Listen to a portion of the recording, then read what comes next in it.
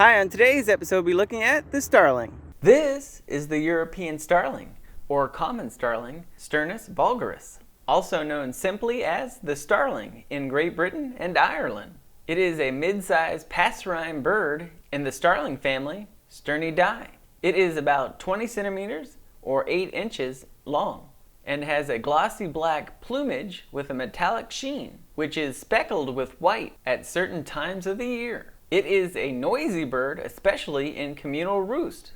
It has been noted in literature, including works by William Shakespeare.